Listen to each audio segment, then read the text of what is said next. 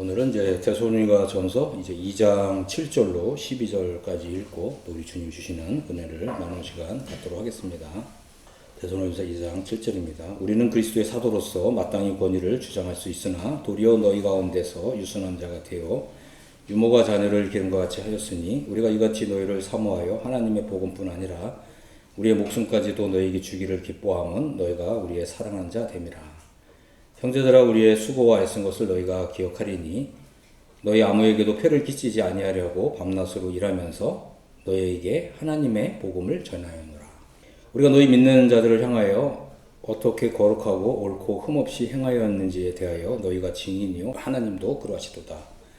너희도 아는 바와 같이 우리가 너희 각 사람에게 아버지가 자기 자녀에게 하듯 권면하고 위로하고 경계하노니 이는 너희를 부르사 자기 나라와 영광에 이르게 하시는 하나님께 합당히 행하게 하려 함이라. 아멘. 자, 우리는 지금까지 데살로니가전서를 공부해 오면서 사도 바울과 또 사도 바울과 함께했던 그리스도의 사도들이 하나님의 이 복음을 전하는 일에 부르심을 받았고 또 할 수 있는 한 또 최선을 다해서 또 성령의 도우심을 의지해서 하나님의 복음을 전하고자 했다라고 하는 사실을 살펴보았습니다. 그래서 우리가 이제 다시 한번 하나님의 복음이란 뭐냐 이제 이 부분을 한번 생각해 보도록 하겠습니다. 이제 우리는 무엇보다도 우리가 이제 예수님을 믿고 또 거듭난 그리스도인으로서 신앙생활을 해오고 있는데 과연 나의 삶에 성화의 이런 능력이 나타나고 있느냐 이것을 생각해 보고요. 나의 삶 가운데 이 성화의 이 삶의 능력이 나타나고 있지 않다면 우리는 하나님의 복음을 다시 공부해야 된다. 다시 기초부터 돌아가서 하나님의 복음이 무엇인지를 정확하게 이해하고 믿어야 된다라고 하는 것입니다. 왜냐하면 이 하나님의 복음은 성령께서 함께 하시는, 그래서 이 진리의 말씀과 성령의 역사가 함께 어우러져서 우리로 하여금 이 땅에서 하나님의 빛나는 자녀로서 살 수 있도록 능력을 주도록 그렇게 설정이 되어 있고 설계가 되어 있어요. 그런데 우리가 예수님을 믿었음에도 불구하고 십수년 믿었음에도 불구하고 성화의 삶이 나타나고 있지 않다는 것은 우리가 하나님의 복음을 잘못 이해하고 잘못 믿고 있다는 거예요. 그래서 우리가 한번 이제 이 부분을 생각해 보도록 하겠습니다. 그래서 오늘날 이제 이 기독교계에 전파되는 복음이 이 비진리에 의해서 많이 오염이 되어 있어요. 그러니까 우리도 모르는 사이에 하나님의 이런 진리와 비진리가 이렇게 혼재되어 있는 이런 이 복음에 나도 모르게 중독되어 있는 거야. 그래서 우리가 하나님 말씀으로 돌아가서 정말 우리 영혼이 깨끗하게 좀 씻김을 받고 우리 영혼이 하나님 앞에서 좀 정결하게 되는 이런 경험을 할 필요가 있고요. 그런 가운데서 이제 하나님의 복음을 이제 우리가 읽고 또 묵상하고 또 공부하게 되면 이 하나님의 복음이 우리의 이제 영혼 안에서 이 능력으로 역사하는 이런 것을 경험하게 된다라고 하는 것입니다. 자, 그래서 우리는 이제 알던 모르던 내가 이제 인식하고 있던 인식하지 못하던 간에 진리와 비진리가 혼재되어 있는 이런 가운데서 하나님의 복음을 이제 믿고 있다 이렇게 생각할 수 있다는 거죠. 하지만 그것이 정말 하나님의 복음이냐 우리가 이것을 생각해 볼 수 있어야 된다라고 하는 것입니다. 왜냐하면 이제 오늘날 전파되는 복음이 이게 완전히 하나님의 복음인 듯 아닌 듯 이렇게 좀 섞여 있는 거예요. 그래서 어쩌면 내가 알고 있는 복음이 정말 온전한 하나님의 복음이냐 아니면 이것이 절반의 진리냐 이것을 생각할 필요가 있다라고 하는 것입니다. 우선 저는 오늘날 이제 전파되는 복음 가운데 나 중심의 복음이 있다는 거예요. 그래서 이 부분을 먼저 살펴보고요. 그다음에 두 번째는 이제 예수님 중심의 복음 이 부분을 한번 생각해 보도록 하겠습니다. 첫 번째 이게 나 중심의 복음은 뭐냐면 내가 여전히 왕인 거예요. 내가 예수님을 믿었건 또 믿은 후에 10년이 됐건 20년이 됐건 여전히 내가 왕인 거죠. 이게 오늘날 이게 나 중심의 복음이라는 거예요. 이 부분을 한번 생각해 보겠습니다. 자, 예수님이 십자가에서 죽으심으로써 나의 모든 죄를 대속하셨다. 이렇게 믿는 거죠. 그래서 이 사실을 믿음으로 인해서 나는 이제 죄의 형벌로부터 이제 구원을 받았다. 나의 이 구원은 나의 행위에 터잡고 있는 것이 아니라 온전히 하나님의 은혜에 터잡고 있다. 그래서 나는 선한 행위가 전혀 필요 없다. 나의 구원은 이제 영원하다. 이렇게 믿고 있는 거죠. 그러면서 여전히 어떻게 해요? 무업한 삶, 불의한 삶을 살아도 나의 구원은 안전하다. 이렇게 믿는 거예요. 심지어 예수님을 주님으로 아도나이로 또 왕으로 섬기지 않아도 나의 구원은 안전하다. 성화가 없어도 구원받기 때문에 심지어 성화는 필요치 않다. 이렇게 믿는 것입니다. 이렇게 이 성화를 빼버린 복음이 오늘날 만연되어 있다는 거예요. 여러분들이 이 성화에 관련된 설교를 듣기가 어려운 것이 다 이런 거죠. 오늘날 이렇게 이 성화가 없는 이런 복음이 전파되고 있는데 이것이 마치 100% 순수한 하나님의 진리이냐 이렇게 믿고 있다는 거죠. 하지만 여러분 다시 제가 분명하게 말씀을 드리지만 성화가 빠진 복음은 이 절반의 진리라는 거예요. 그래서 우리는 이제 예수님 중심의 복음이 무엇이냐 요걸 한번 살펴보겠습니다. 예수님 중심의 복음이라고 하는 것은 이제 예수님이 왕이시라고 하는 거예요. 예수님이 아도나이시라고 하는 거예요. 하늘과 땅에 모든 권세를 가지신 분이시고 하나님 보호자 우편에 앉아 계신 분이시라고 하는 것입니다. 그리고 다시 왕으로서 이 땅에 오신다고 하는 거예요. 이 예수님 중심의 복음을 한번 살펴보겠습니다. 제가 이제 여러 번 이제 말씀을 드렸지만 우리가 이제 로마서를 이제 특별히 공부를 해야 돼요. 왜냐하면 이 로마서는 하나님의 복음이라고 하는 이 타이틀을 가지고 있는 이제 이런 복음이거든요. 그래서 로마서를 우리가 온전히 이해할 때에만 우리는 하나님의 복음을 무엇인지 제대로 알고 있다라고 하는 거예요. 그런데 이 로마서는 참 놀랍게도 예수님이 성령의 능력으로 하나님의 아들로 선포되신 이곳으로 시작하고 있다는 거죠. 여러분, 사도 바울에게서 복음은 어디서 출발하냐면 예수님이 바로 하나님 보호자 우편에 앉아 계신 왕이라고 하는 이 사실로부터 출발한다는 거예요. 그 말은 뭐냐면 우리의 믿음도 예수님이 바로 하나님 보호자 우편에 앉아 계신 아도나이시다라고 하는 이 믿음으로부터 출발해야 하나님이 인정하시는 믿음이라고 하는 거예요. 자, 그래서 예수님께서는 이제 하늘과 땅의 모든 권세를 가지신 이제 아도나이시다. 또 왕으로서 등극하셨다라고 하는 이 사실을 선포함으로써 시작되고 있다는 거예요. 그래서 우리가 로마서를 읽어보면 어떻게 됩니까? 예수님은 바로 성령의 능력으로 하나님의 아들로 선포되셨다고 그랬잖아요. 여러분 이 로마서도 한 구절 한 구절 꼼꼼하게 좀 우리가 기도하면서 읽어봐야 되거든요. 이걸 그냥 지나치듯이 읽어서는 안 되는 거예요. 자, 그래서 하나님의 복음은 그렇기 때문에 왕의 복음이다라고 하는 거예요. 그래서 우리가 이제 왕의 복음이 뭐냐 이것을 한번 생각해 보겠습니다. 왕의 복음이라고 하는 것은 바로 이런 거예요. 예수님은 하나님과 함께 영원전에 계셨던 분이시고 그런데 이제 인간의 몸을 입으시고 하나님이 다윗에게 주셨던 바로 이 약속을 성취하고자 오셨다고 하는 거예요. 그래서 구약 성경의 말씀을 따라서 우리의 이 죄들을 대속하기 위해서 죽으신 거예요. 왜냐하면 우리가 하나님의 백성이 되기 위해서는 우리의 이 죄들이 단번에 영원히 속죄를 받아야 되거든요. 왜냐하면 하나님은 하나님의 백성을 삼으시기 위해서 거룩한 백성을 자기 백성으로 삼으시는 거예요. 우리가 여전히 그냥 나는 뭐 예수님 믿었지만 여전히 죄인이다.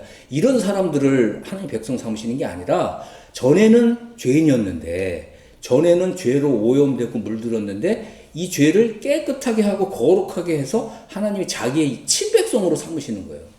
그래서 우리가 하나님의 백성이 됐다는 말은 뭐냐면 전에는 죄인이었고 전에는 죄와 오물로 뒤덮여 있었는데 지금은 예수님의 보혈에 의해서 깨끗하고 정결하고 거룩한 백성이 되었습니다. 이런 고백을 해야 하나님의 백성을 받아주신다고 하는 거예요. 자, 그래서 예수님은 우리의 죄들을 대속하기 위해서 죽으셨고 장사되셨고요. 그 다음에 구약 성경의 말씀을 따라서 사흘째 되는 날 부활하셨습니다. 그리고 많은 사람들에게 그 모습을 나타내셨고요. 그 다음에 주님으로서 현재는 하나님 보호자 우편에 앉아 계시고 심판자로서 다시 오실 것이다 라고 하는 것입니다.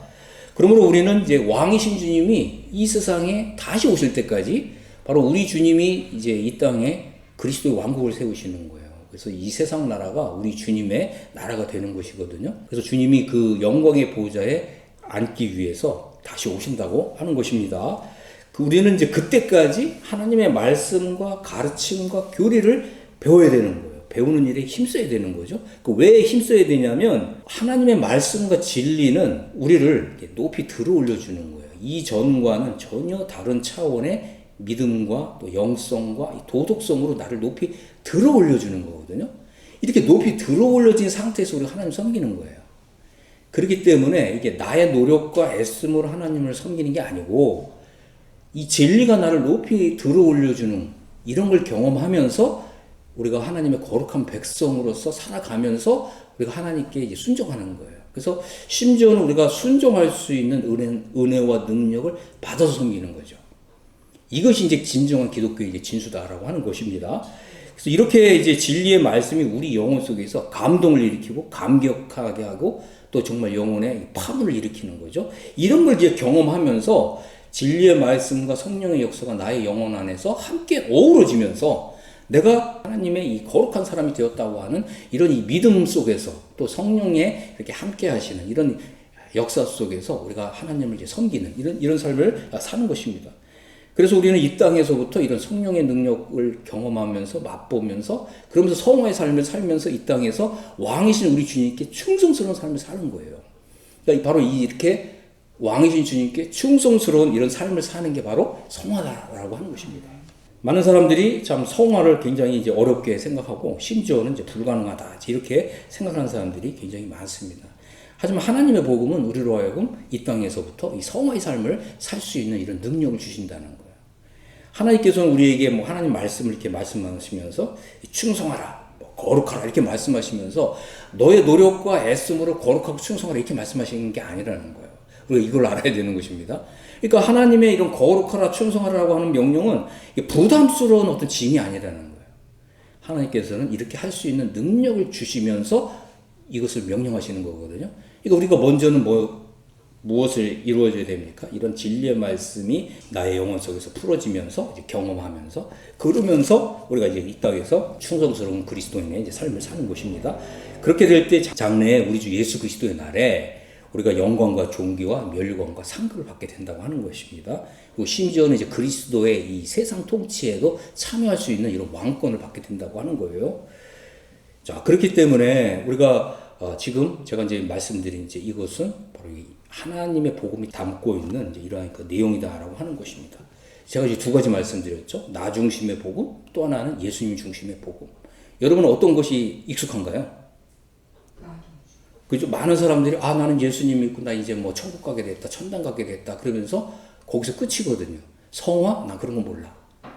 그러면서 그저 자기의 열심으로, 자기 노력으로 하나님을 기쁘시게 섬기려고 하는데 그게 성공하지 않으니까 대부분이 다 낙심하고 좌절하고 자포자기한 이제 이런 상태에 있다라고 하는 것입니다.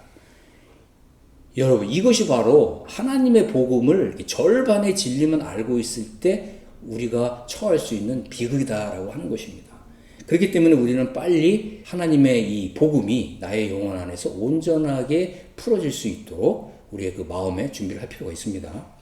그래서 우리는 이제 이렇게 나 중심의 복음, 예수님의 중심의 복음을 살펴봤습니다. 그래서 나는 과연 어떤 것을 이제 하나님의 복음으로 지금 믿고 있냐, 어떤 것을 하나님의 복음으로 붙들고 있냐, 이것을 정확하게 좀 성찰할 필요가 있다라고 하는 것입니다. 그래서 나는 이제 어떤 것을 하나님의 복음으로 믿고 있느냐에 따라서 장래에 우리의 운명이 바뀌는 거예요. 여러분, 이것을 이해하셔야 됩니다. 장래에 하나님께서는 우리에게 이 천년 지국을 허락하시는 거예요. 그것이 바로 그리스도께서 이 세상 나라를 다스리시는 바로 이것을 이제 천년 왕국이라고 부르는 것입니다. 그냥 나 중심의 복음 아니면 이 절반의 진리만 담고 있는, 심지어는 그 왜곡된 많은 그리스도인들이 어떻게 믿고 있어요? 그냥 예수님 믿고 죽으면 천당 간다 이렇게 믿고 있단 말이에요. 이거는 사실은 성경에서 말하고 있는 복음이 아니다라고 하는 거죠. 우리는 지금 예수 그리스도께서 왕으로 다시 오신다라고 하는 것을 알고 있고 또 예수님이 정말 속히 오셔서 이 세상 나라를 다스리시는 좀 그리스도의 왕국이 이 땅에 세워지기를 간절히 이제 소망하고 기도하고 있습니다. 우리는 그때까지 이제 충성스러운 삶을 이제 살아감으로 인해서 그에 대한 보상이 있다라고 하는 거예요. 이게 이제 하나님의 복음이 담겨져 있는, 하나님의 이 복음 속에 담겨져 있는 더 큰 은혜다라고 하는 것입니다. 자, 그래서 우리는 이제 이 나 중심의 복음과 또 예수님 중심의 복음을 이제 들었는데, 그래서 나는 과연 이제 어떤 복음에 익숙한가 이걸 한번 생각해 봐야 되고요. 자, 그 다음에 내가 예수님 믿은 지 적어도 5년이 넘었다. 만약 그렇다면, 그런데 내가 알고 있는 복음은 나 중심의 복음에 가깝다. 그럼 여러분 회개하셔야 돼요. 철저하게 회개하십시오. 주님, 제가 하나님의 복음을 잘못 알고 있었습니다.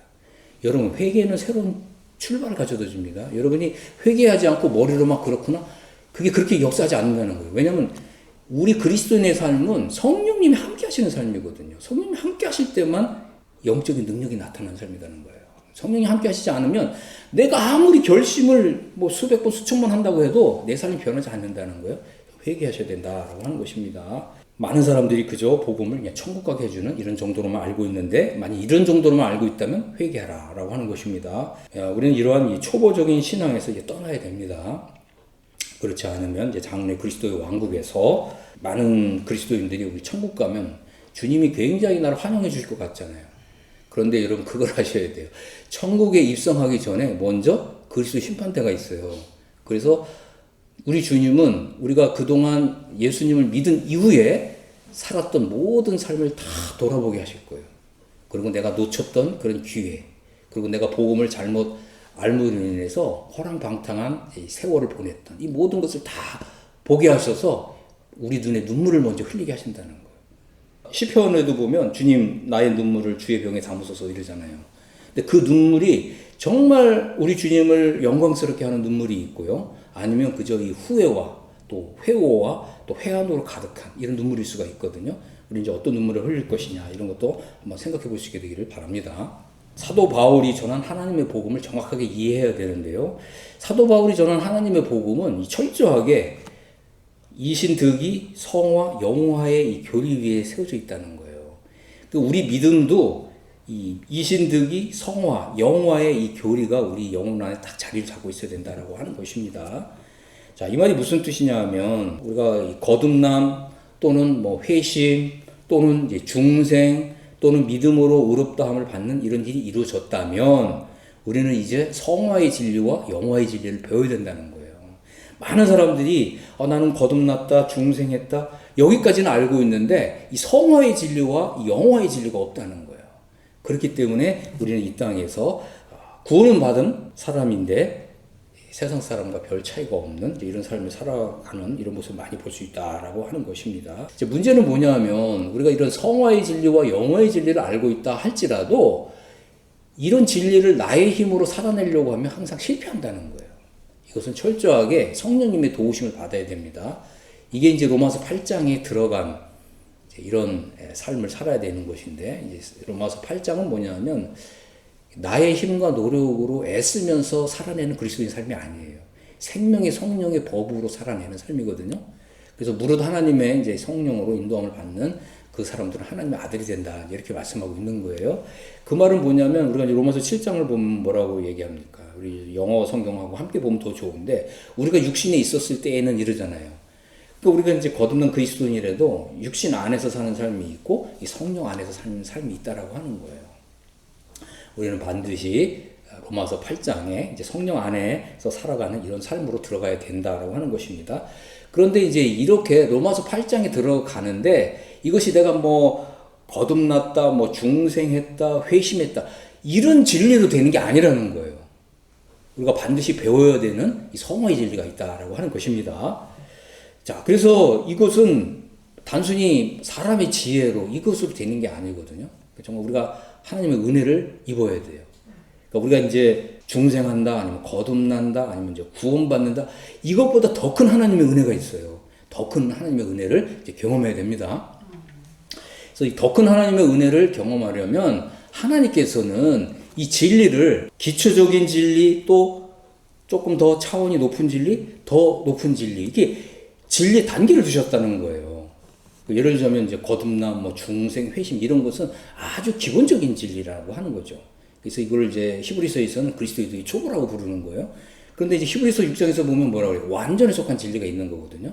그러니까 더 높은 수준의 진리가 있다. 그 말은 뭐예요?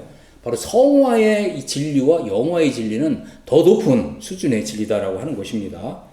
그래서 우리가 이제 진리적으로, 교리적으로 하나님 말씀을 배운다 할지라도 정말 우리 영혼이 깨끗하고 또 청결해지고 또 겸손한 이런 가운데서 성화의 진리와 영화의 진리를 이제 경험하지 않으면 이제 이런 삶이 사라지지 않는다라고 하는 것입니다. 그렇기 때문에 많은 사람들이 뭐 구원받았다, 거듭났다, 이제 이런 사람들은 많이 이제 보는데 그분들이 신앙이 둘 중에 하나라는 거죠. 무법주의 신앙, 율법주의 신앙.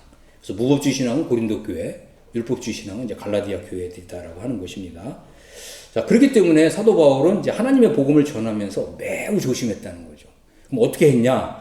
영적인 어머니처럼 유순하게, 또 때로는 영적인 아버지처럼 훈계하는 일을 했다는 거 하는 것입니다. 그래서 우리가 이 부분을 한번 살펴보겠습니다. 데살로니가전서 2장 7절인데 사도 바울이 이렇게 얘기했어요. 너희 가운데서 유순한 자가 되어 유모가 자기 자녀를 기름과 같이 했다라고 하는 거죠. 그래서 우리가 하나님 말씀을 이제 이렇게 배울 때 겸손할 필요가 있죠. 그래서 하나님 말씀을 들을 때에도 어머니가 자기 자녀에게 분유를 주듯이 또 이렇게 하나님 말씀을 이제 들을 필요가 있는 거죠. 그래서 사도 바울은 이제 그리스도의 사도로서 이제 권위를 주장할 수 있었지만 권위를 이제 주장한 것이 아니라 마치 어머니가 자기 자녀를 키우듯이 또 유모처럼 유순하게 하나님의 복음을 가르쳤다라고 하는 거죠. 근데 우리가 이제 알아야 될 게 뭐냐면 가르친다라고 했을 때 가르치는 사람의 입장에서는 어떠한 태도로 하나님 말씀을 가르쳐야 되냐면 순종할 때까지 성화의 삶이 나타날 때까지 가르쳐야 돼요. 그러면 하나님 말씀을 공부하고 배우는 사람은 어떠한 목표를 가지고 배워야 됩니까? 내가 이것이 순종하는 삶으로 나타날 때까지 정말 나의 삶에 이것이 경건한 습관으로 자리 잡을 때까지 이 말씀을 공부해야 되거든요. 어떤 사람들은 종종 그래요. 왜 목사님은 뭐 맨날 똑같은 설교만 하세요? 아니 로마서 1장, 2장, 3장, 4장 이렇게 8장까지 계속 가는데 맨날 똑같은 소리만 한다고 또 이런 분이 있거든요. 누구 잘못입니까? 로마서를 1장, 2장, 3장 이렇게 단계적으로 공부를 하는데 맨날 똑같은 소리 한다는 거예요. 그렇습니다. 이제 우리가 좀 이해해야 될 게 이런 부분인 거예요. 뭐냐면 우리 하나님의 진리 말씀을 배울 때 내가 순종하는 삶이 사라질 때까지 반복해서 공부해야 된다. 내가 이게 이런 경건한 습관이 나오지 않았는데 그 다음 단계를 공부한다 그래서 이것이 나의 영혼 안에 유익이 되는 게 아니거든요. 내가 정말 이런 삶이 사라질 때까지 공부해야 됩니다. 그런 마음과 태도로 공부할 수 있게 되기를 바랍니다. 자, 그래서 사도 바울이 이제 하나님 복음을 가르쳤는데 이 말은 순종할 때까지 성화의 삶이 나타날 때까지 이렇게 설교하고 또 말하고 또 가르치고 또 훈련하고 양육한다. 이런 마인드로 이제 사도 바울이 하나님 말씀을 가르쳤다라고 하는 거죠. 자, 그러면 여기서 이제 훈련한다, 양육한다. 이거 굉장히 중요한 개념이잖아요. 여러분 어떻게 생각하세요? 훈련을 어떻게 해야 됩니까? 훈련 받는 사람 입장에서 될 때까지 해야죠. 될 때까지 하는 게 훈련이에요. 그래서 여러분은 이제 이런 이제 진리의 말씀이 나의 삶 가운데 능력으로 나타날 때까지 이 말씀을 이제 배워야 된다라고 하는 것입니다. 사도 바울이 진리를 가르치는 방법은 이렇게 말씀을 증거하는 것이었어요. 그래서 말씀으로 이렇게 먹인다 이렇게 표현하죠. 그래서 말씀으로 또 훈계하기도 하고요. 또 가능한 이제 자기 자녀를 기르는 것처럼 어머니처럼 유순하게 하나님 말씀을 또 가르치기도 하죠. 그래서 어머니처럼 유순하게 먹이고 양육한다고 해서 어머니의 권위를 무시해서는 안 된다. 이런 것은 올바른 태도가 아니다라고 하는 거죠. 왜 또 이런 얘기를 하냐면 고린도 교회를 한번 생각해 보세요. 고린도 교회는 사도 바울이 하나님의 복음을 가지고 고린도 지역에 가서 고린도 교회가 탄생하게 됐잖아요. 고린도 교회 성도들은 사도 바울을 통해서 구원받은 사람들인데 이 사람들은 사도 바울의 사도권을 무시했다는 거죠. 사도 바울이 이 사도가 아니다라고 이렇게 폄하하는 이런 정도까지 갔다라고 하는 것입니다. 여러분, 우리 마음에 한 가지 생각해 봐야 될 건 뭐냐면 하나님이 세우신 영적인 권위를 무시하는 사람은요, 그런 사람은 하나님 망하도록 이렇게 정하셨어요. 하나님의 권위를 무시하면 안 됩니다. 또 하나는 이제 사도 바울이 아버지처럼 하나님의 말씀을 가르쳤다라고 하는 것입니다. 여기 이제 11절에 보면 이제 너희도 아는 바와 같이 우리가 너희 각 사람에게 아버지가 자기 자녀에게 하듯 권면하고 위로하고 경계했다. 이제 이렇게 말씀하고 있습니다. 여기 보시면 사도 바울은 이제 아버지처럼 자녀를 양육했다 이렇게 말씀하고 있는데 여기서 세 가지 단어를 사용했어요. 첫 번째는 권면하다, 두 번째는 이제 위로하다, 세 번째는 이제 경계하다. 이걸 한번 살펴보겠습니다. 권면한다는 말은 뭐냐면 이제 권한다는 거죠. 이게 이제 진리의 말씀이기 때문에 이거는 이제 좋은 거다. 이것을 이제 순종하게 되면 이 진리가 우리에게 가져다 줄 하나님의 복이 무엇인지, 영적인 복이 무엇인지 이걸 이제 설명한 거죠. 열심히 설명하고 또 성실하게 하나님 말씀을 이제 설명했다라고 하는 거죠. 그리고 권했다. 왜 권하냐면 이 진리의 말씀을 정말 기쁨으로 정말 열과 성의를 다해서 받아들이도록 이제 이렇게 설명한 거죠. 그러면 이제 가르침을 받는 사람의 입장에서는 이 말씀을 정말 하나님의 말씀처럼 사람의 말로 받는 것이 아니라 하나님의 말씀처럼 받아들이는 거죠. 그럴 때 유익이 있는 거예요. 자, 두 번째는 뭐냐면 이제 위로하다. 이 단어를 사용했어요. 위로하다는 말은 뭐냐면 설명하고 가르치고 또 심지어는 이제 훈계하거든요. 요즘 세대는 이제 훈계를 또 듣기 싫어하는 세대라 그러거든요. 근데 성경에는 분명히 훈계한다고 하는 단어가 있어요. 그래서 우리는 훈계를 받을 줄 알아야 됩니다. 구약에도 보면 시편에 보면 의인이 나를 훈계할지라도 이것을 기쁨으로 달게 받는다 이런 표현이 있는 거예요. 그래서 교회에서 또 이렇게 목회자가 여러분들 이제 훈계할 수가 있거든요. 그럴 때 예 제가 좀 기쁨으로 받겠습니다. 이런 태도로 말씀을 받아들여야 된다라고 하는 거죠. 하나님 말씀을 설명하고 가르치고 훈계하다 보면 우리가 마음의 상처를 받을 수가 있잖아요. 그러할 때 사도 바울은 그 마음의 좀 상처를 위안하고 이제 달래주는 이런 일을 했다라고 하는 것입니다.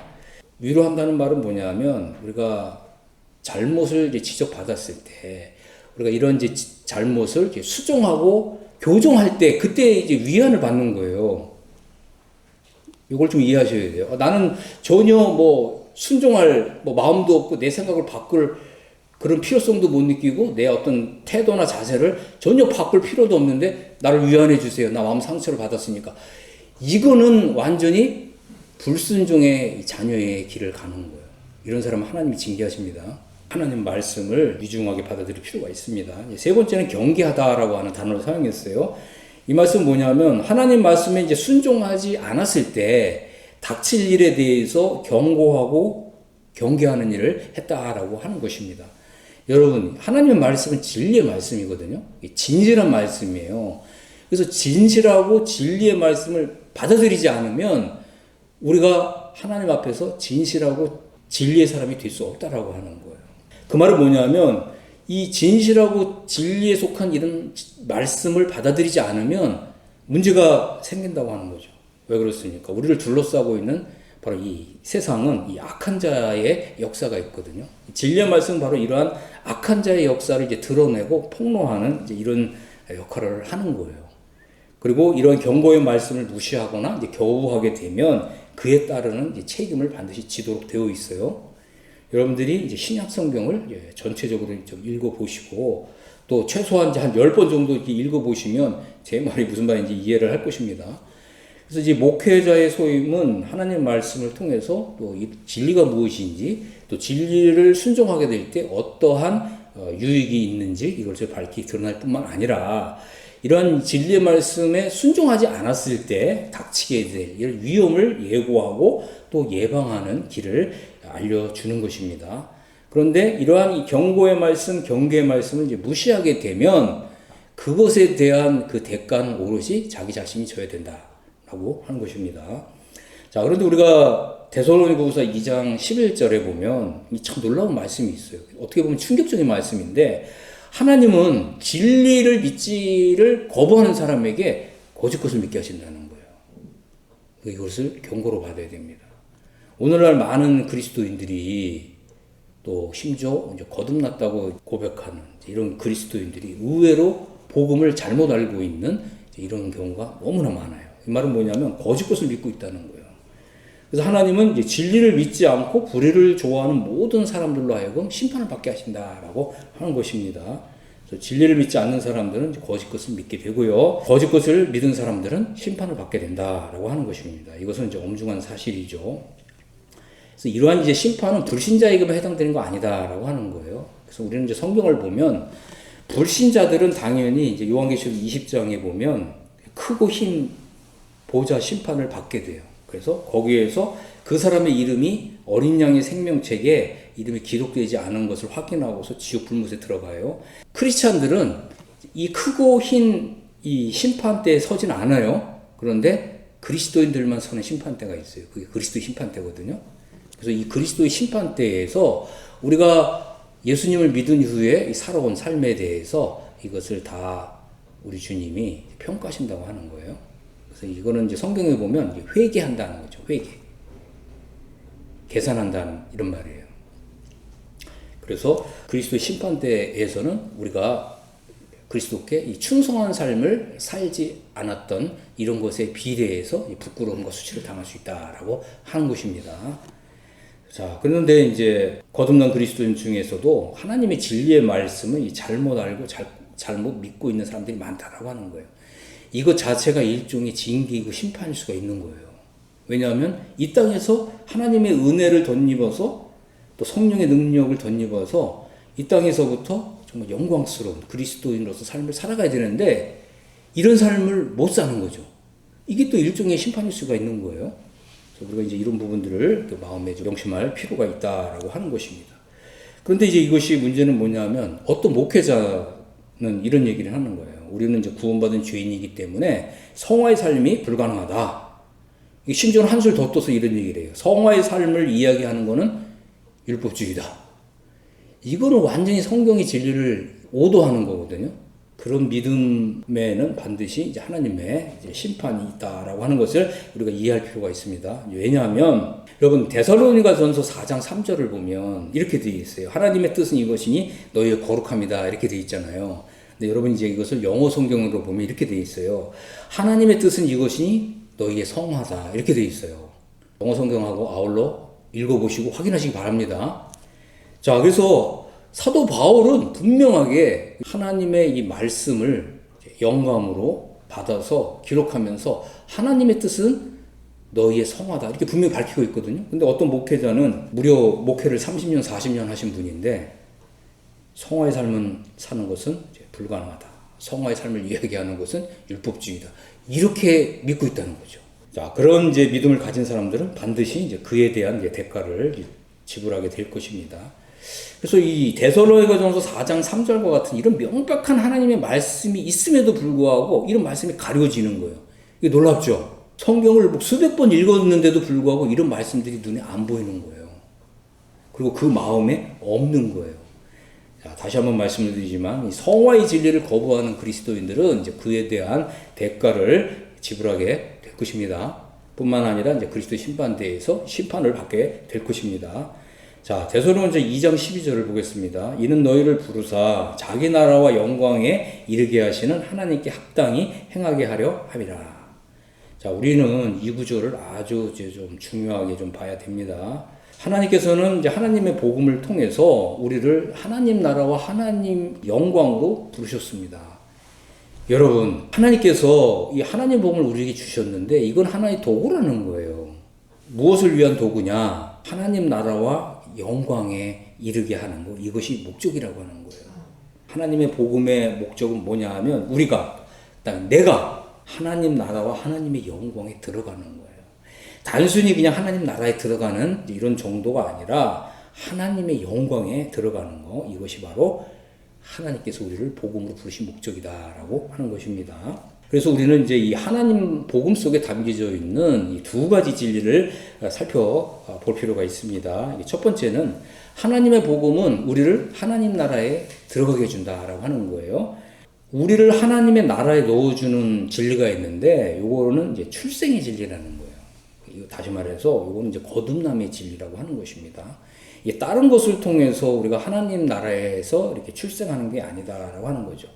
거듭남 자체가 우리가 하나님 나라에서 출생하는 거예요. 그렇기 때문에 거듭나지 않고서는 하나님 나라에 못 들어가는 거예요. 요한복음에는 이렇게 거듭난다 이렇게 표현을 하고 있고요. 또 마태복음에서는 이렇게 돌이킨다 이렇게 되어 있는데 이걸 이제 영어 성경을 보면 회심한다 이렇게 되어 있어요. 그리고 또 이것을 이제 중생한다 이제 이렇게 표현을 하고 있습니다. 그래서 거듭남이 없으면 하나님 나라에 들어갈 수 없다라고 하는 거죠. 죄인을 구원하시는 하나님의 은혜를 깨닫고 또 마음으로 돌이킨 일이 없으면, 다시 말해서 회심이 없으면 하나님 나라에 못 들어간다라고 하는 것입니다. 자, 저 이제 마태복음 이제 18장 3절에 예수님께서는 자기를 따르는 제자들에게 진실로 너희에게 이르노니 너희가 돌이켜 어린아이들과 같이 되지 아니하면 결단코 천국에 들어가지 못하리라 이렇게 말씀하셨어요. 그래서 돌이킨다는 말은 이제 회심이다라고 하는 거예요. 그 다음에 이제 요한복음 3장 5절에서는 진실로 내게 이르노니 사람이 물과 성령으로 나지 아니하면 하나님 나라에 들어갈 수 없느니라 이제 이렇게 말씀하고 있는 거예요. 그래서 마태복음에서는 이제 회심이라고 표현했고 요한복음에서는 이것을 이제 거듭남이다 이렇게 표현을 했습니다. 그렇지만 이제 뭐 회심이나 거듭남이나 이제 같은 진리다라고 하는 것입니다. 그래서 우리가 제일 먼저 배워야 되는 거는 이제 거듭남과 회심의 진리예요. 근데 이게 다가 아니라는 거죠. 이거는 이제 출생이잖아요. 우리가 이게 출생하고 나면 우리가 정말 반듯한 성인으로 저절로 자동으로 성장할 수 있나요? 그렇지 않다는 거죠. 하나님의 이 나라의 법칙도 마찬가지라고 하는 것입니다. 자, 하나님의 복음의 두 번째 측면이 있어요. 그것은 뭐냐면 하나님의 나라에서 영광을 받게 해주는 진리가 있다는 거예요. 이것이 바로 성화의 진리라고 하는 것입니다. 그래서 거듭났지만 성화의 진리를 배우지 못한 사람은 결단코 하나님 나라에서 영광을 받지 못한다라고 하는 것입니다. 자, 우리가 이제 거듭난 사람이라면 이제 둘 중에 하나 이 갈림길에 있어요. 뭐냐면 우리가 하나님 나라에서 영광을 받을 것이냐 아니면 부끄러움과 수치를 당할 것이냐, 이 두 가지 문제가 있다라고 하는 거죠. 그래서 우리가 영광을 받는 이것은 성화의 진리에 달려 있어요. 다시 말씀드리겠습니다. 출생의 진리 아니면 또 거듭남의 진리에 달려 있는 문제가 아니라 성화의 진리에 달려 있다라고 하는 거예요. 우리가 영광을 받을 것이냐, 또 영광과 칭찬과 존귀를 받을 것이냐, 또 그리스도의 나라에서 우리가 주님과 함께 통치하는 그리스도의 왕권을 받을 것이냐, 이거는 성화의 진리에 달려있다라고 하는 것입니다. 이 말은 뭐냐면 거듭났다고 해서 또 믿음으로 어렵게 됐다고 해서 또 구원받았다고 해서 자동으로 영광을 받는 것이 아니다라고 하는 것입니다. 그래서 우리가 영광을 받을 것이냐, 부끄러움을 받을 것이냐, 또 영광스러운 구원에 들어갈 것이냐, 부끄러운 구원에 들어갈 것이냐, 이것은 성화에 달려있다라고 하는 것입니다. 자, 그러면 이제 성화는 무엇이냐, 이제 이 부분을 살펴보겠습니다. 자, 데살로니가서 2장 10절을 한번 보겠습니다. 여기 보면 우리가 너희 믿는 자들 향하여 어떻게 거룩하고 옳고 흠없이 행하였는지에 대하여 너희가 증인이요 하나님도 그러하시도다, 이렇게 말씀하고 있죠. 여기 보면 거룩하게 행하고 옳게 행하고 흠없이 행하는 거, 이게 성화라는 거예요. 아멘.